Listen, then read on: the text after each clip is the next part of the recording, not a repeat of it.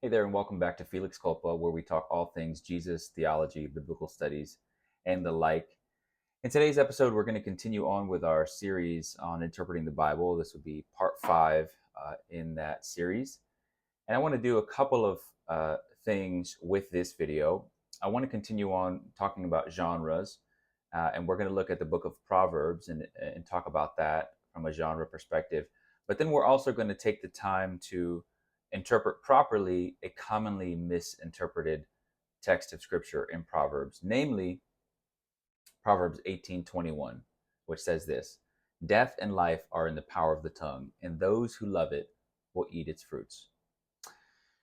So, first, as we've already established, part of interpreting the Bible properly and interpreting a book of the Bible properly is to understand its genre. What category of literature is the book that I'm reading in? That's where you have to start, or at least that's one of the first questions you have to ask yourself, so that before you start engaging with that book, you understand how to interpret it properly. So, here's where the misinterpretation of that scripture and the lack of understanding of genre uh, meet together. So, Proverbs falls into the genre of wisdom literature. So does Ecclesiastes. So does Job. There's, sorry, I can't think of another one, but it's within the wisdom literature category. So that's the genre. And one thing that's very obvious about wisdom literature, it's full of similes, it's full of metaphors, it's full of personification, it's full of all things non-literal, right? So what does that tell you? When you are engaging a book of the Bible that falls into the genre of wisdom literature, you are not supposed to take everything within it literally.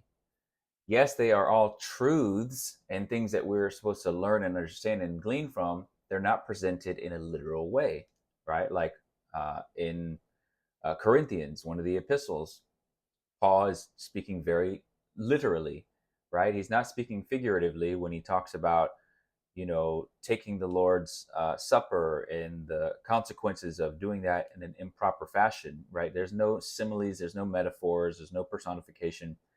That's the nature of epistles. They're very literal. So when you engage them, you're supposed to take them literally and then go on from there to understand them.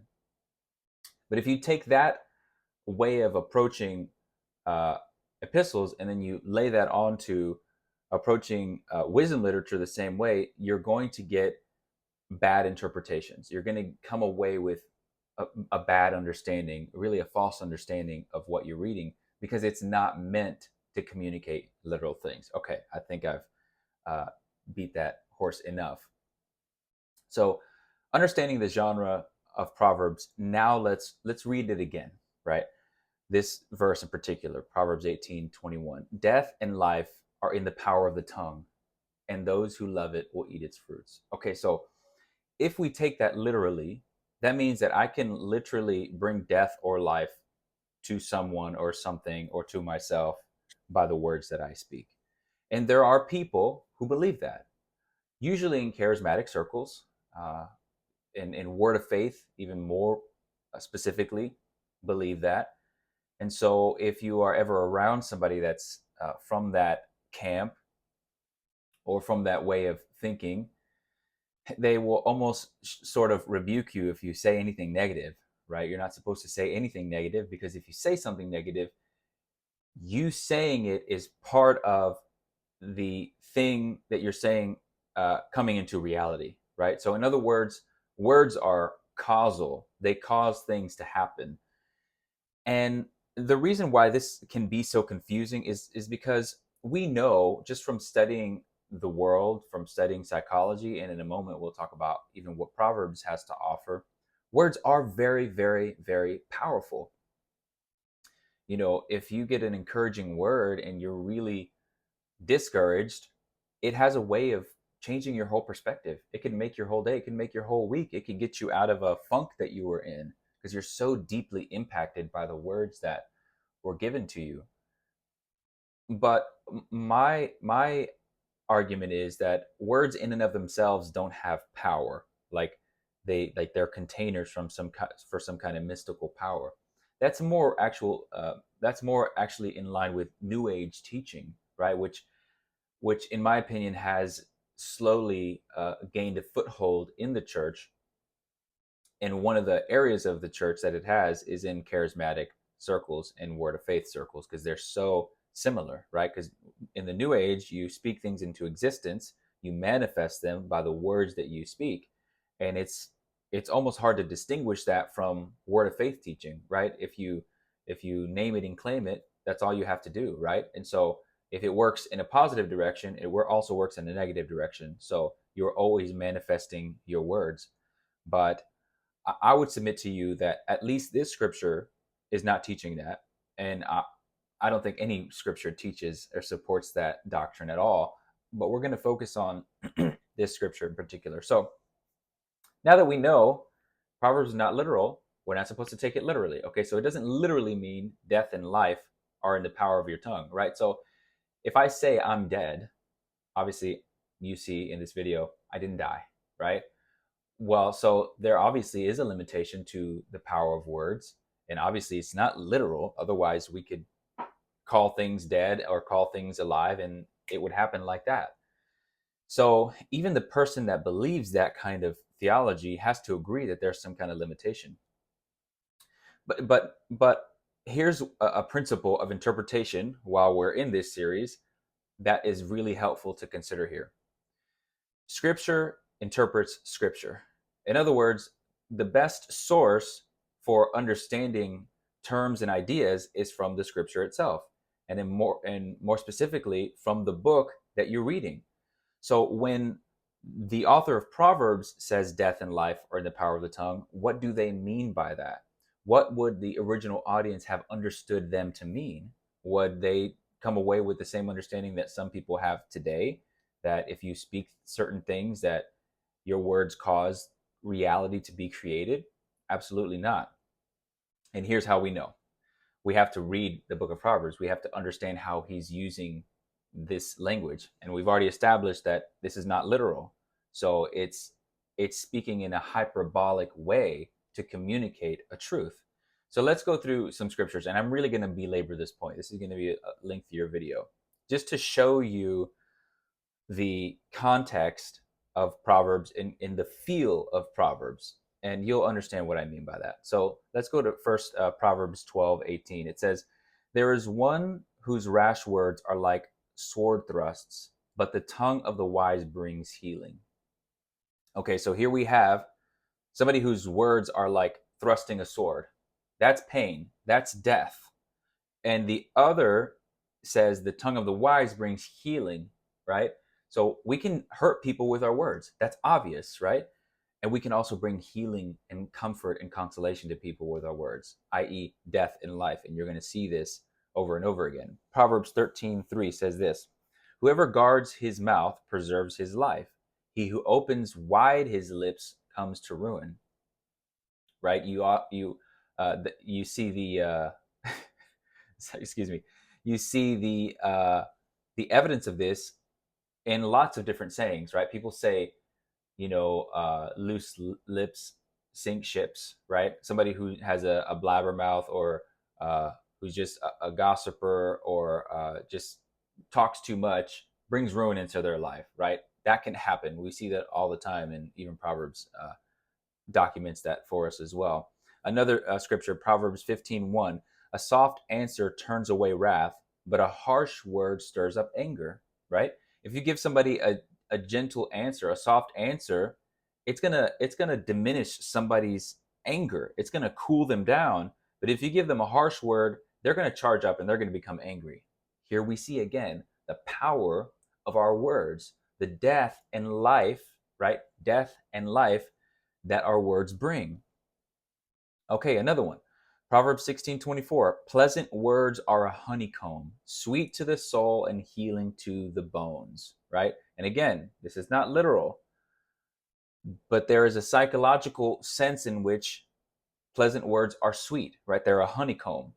And so it doesn't even say they're like a honeycomb, right? That would be a simile if I'm not getting that wrong. It's not using like or as, it's using it as a metaphor. Pleasant words are a honeycomb. Well, we obviously know that their pleasant words are not a literal actual honeycomb. So again, and I'm belaboring this point over and over again, Proverbs does not speak in a literal way. It speaks figuratively. So yes, pleasant words are very sweet to a person, to their soul. Life and death are in the power of the tongue. Proverbs 25:11, like apples of gold and settings of silver, is a word spoken in right circumstance. There is a timing to speaking the right words. In one situation, you could say the right thing to say. It's the right thing to say, but it's not received because it was the wrong time to say it. And there's the wisdom that Proverbs so abundantly provides to us. And again, life and death are in the power of the tongue. The way we use our tongue, not just in the words, not just in the tone, but even in the timing of our words. Proverbs 10:19 says this, when there are many words, transgression is avoidable, but he who restrains his lips is wise. We've talked about this already. There's certain situations, it's more prudent for you to just keep your mouth shut. Because if you open your mouth, it might get you into more trouble. Again, life and death are in the power of the tongue. Proverbs 3:16 through 17. Long life is in her right hand. In her left hand are riches and honor. Her ways are pleasant ways, and all her paths are peace. That's speaking of wisdom, right? So when you have wisdom, there is a blessing that accompanies living in wisdom, right? And her is speaking of a personified person called wisdom, Lady Wisdom. It's not really a person called Lady Wisdom that exists. But again, Proverbs is not literal, nor is it trying to be. So, and I included that scripture because it just shows that wisdom brings life, right? That's one of the main points of Proverbs is that wisdom brings life and foolishness brings death. And death in Proverbs is, again, it's not literal death, but it'll bring you ruin. It'll bring you literal fights. It will bring you strife, and that falls within the category of death. And just as life has a multifaceted meaning socially, physiologically, soulishly. There's a lot of ways to have life in this world, and it's not just physically, right? So let's go through a couple more. Proverbs 11:9. With his mouth the godless man destroys his neighbor, but through knowledge the righteous will be delivered. Here again we see his neighbor is destroyed. That's death. That's the Proverbs way of speaking of death. It's synonymous with destruction, with ruin, with turmoil, with strife, with lack of peace, all of those things, even poverty at times. Proverbs 16:28 says a perverse man spreads strife, and a slanderer separates intimate friends. A slanderer or a gossiper, one who maligns other people, one who says terrible things about other people. Again, your words, if you're a slanderer, if you're a gossiper, are bringing death, not life. Once again, death and life are in the power of the tongue. We see how Proverbs is using this. Proverbs 18:6, a fool's lips bring strife, and his mouth calls for blows. We mentioned this earlier. It's basically saying that a fool with his lips, with his words, is going to bring literal physical violence to himself, because that's what they do, right? If you don't know when to be quiet, if you're agitating somebody, there's going to be consequences. There's going to be repercussions to the way that you speak. And a fool speaks in that way. And then he what does the scripture say at the end? And those who love it will eat its fruits. Yeah, the fool will eat its fruits. Those who use the power of the tongue, they will eat its fruits, because fruits in Proverbs is consequences, right? Just like we talk about the fruit of one's labor. Yeah, it's the consequence, the result of one's labor.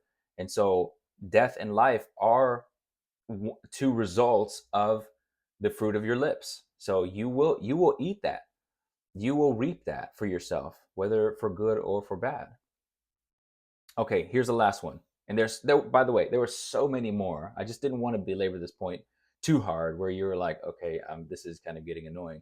But I just want you to see the point. Here's the last one.